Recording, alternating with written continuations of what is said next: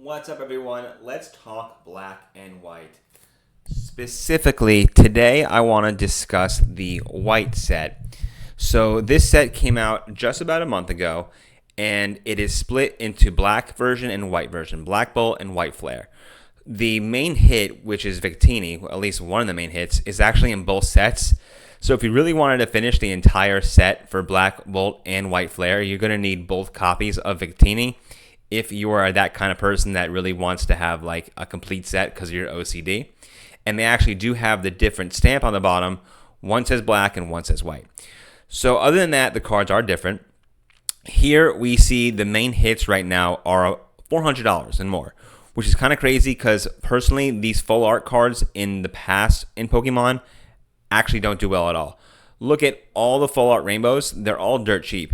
And even the main hits, like compare Umbreon to the Umbreons that are more alt art rares. And like, for example, the Reshiram alt art version is so much better than the full art version because it's just so basic. There's no really artwork to it. So let's just scroll through some of these cards and go through them and appreciate the artwork. I like to go through all of them. So you see here this Keldeo, very nice card. Of course, that one's going to be the one everyone wants. Expensive and it looks nice. If you wanted to wait, maybe wait a little bit for this card to drop in price. If you don't care about that and you just like the artwork and the collecting aspect of it and not the investment aspect or spending money when you think it could go down, pick it up. I don't have this card personally yet. I haven't seen it, and I don't like to buy a lot of the cards on eBay until years later. But if I was in the shop and I saw it, I probably would pick it up. So we see here the Jelly card. Very nice card. It is underwater. It reminds me of a card that we'll actually see coming up, the Frillish card. It might be the same artist, or at least it's the same style. I don't know the artist of both cards. But let's take a look at that one once we get to it so you can see. The Oshawott, obviously an amazing card. He's sleeping, enjoying the sun. This is a main hitter. I don't know how much this one would fall. If we compare it to Squirtle, that one really didn't fall that much from the 151. So this is a nice card to get for your collection, especially if you enjoy getting the starters.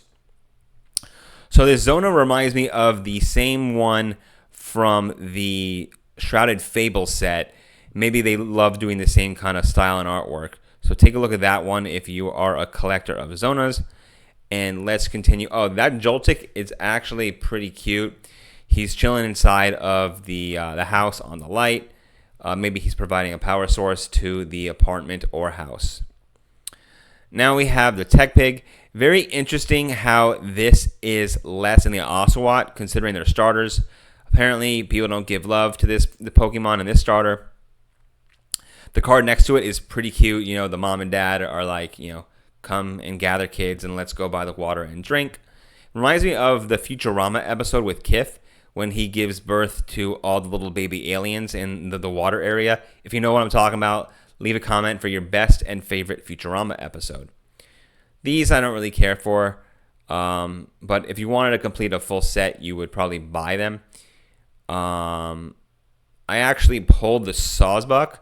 It's a nice card, just sleeping, enjoying the weather. Hopefully it doesn't get hunted by any other Pokemon. So I have a puppy, which you all met in my prior Black Bolt video. He's actually sleeping right next to me over there. That's why I love collecting the Pokemon cards that are like puppies. This Lillipup is probably one of the most adorable Lillipup cards. Personally, my favorite card from the entire White Flare set. Then, of course, you can't get that card if you don't get the entire Evolution line, and which I did. So this is the card that I was talking about that reminds me of the other card, this Frillfish. If you look at it, it's a really nice card. Personally, I like this better than the Drowsy card, which kind of reminds me of just the artistic vibe in the background. It's actually an underground castle and pretty much lair where they probably all live. And I like how it has both the white and the pink version. Next, we see the Gothia, which I like to call out because that's a pretty cute card. And if we look at it, it is just pretty much looking back at you, which I like. It's like kind of that aspect, and it's a pretty cute card. That one I actually did pick up as well. Now we see here some of the cheaper ones that you can get. This I can't even pronounce it because I'm actually far away. The Swaddle. Pretty cute card. It's just looking at you. It's chilling on the stump. I got the Dino recently. That's an awesome card.